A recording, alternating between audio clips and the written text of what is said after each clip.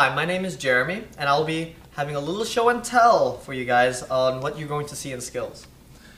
This right here is a red rubber cath, also known as a straight cath, and typically they would use this just to get a cath in a person and get some urine sample and whatever needs to be emptied here. So you notice here that there's no bag attached. So this is your straight cath.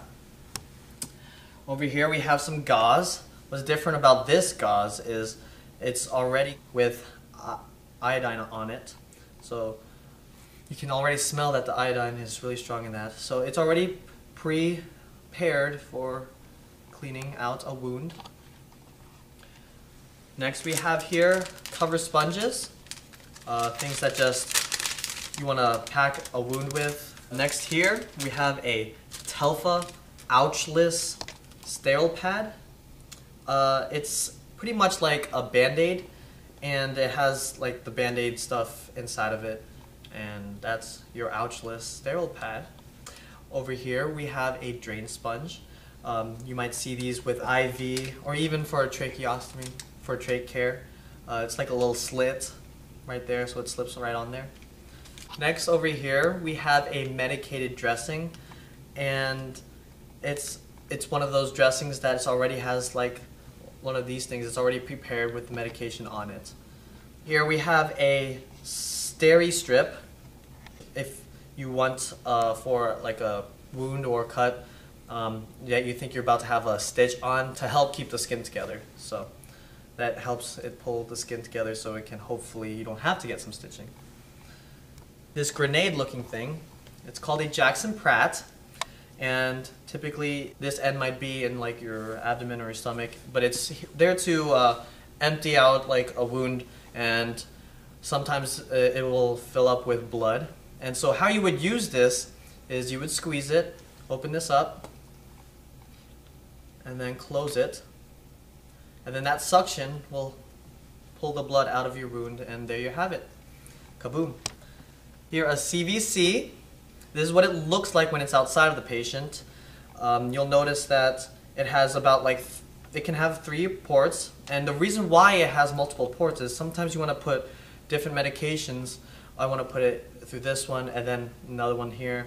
And if you were to do that, you were to put a medication in, like say for instance this is my medication, you want to first flush it like this,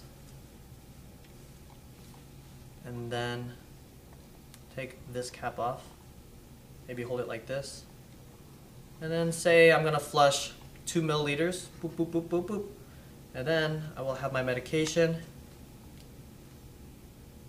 push it in, and then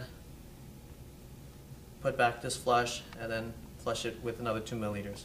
So that's an example of how you might want to use a CVC port cap.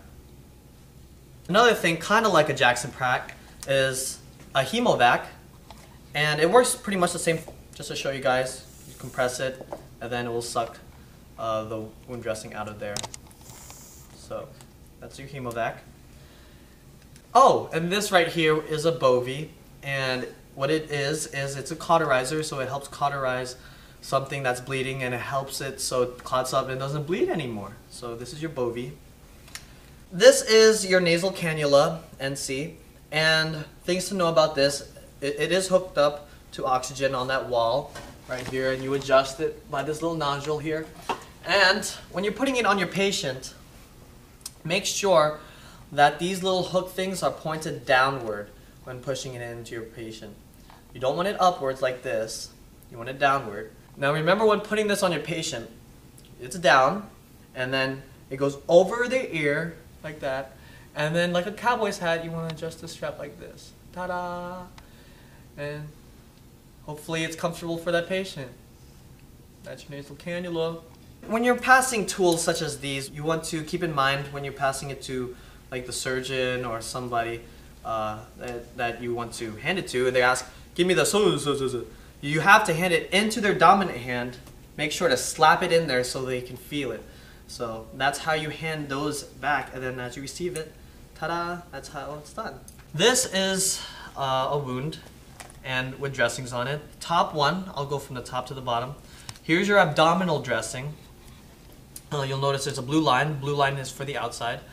The next will be your toppers that go on top in the middle. And then here is your wound, which is stuffed with gauze. And hopefully when it is working correctly, when you remove it, you'll notice that there's some debrisement showing that it's being cleaned out. And then when assessing this, you want to take a little ruler or measure. You want to take the length, you want to take the width, and then you want to take the depth of how deep it is.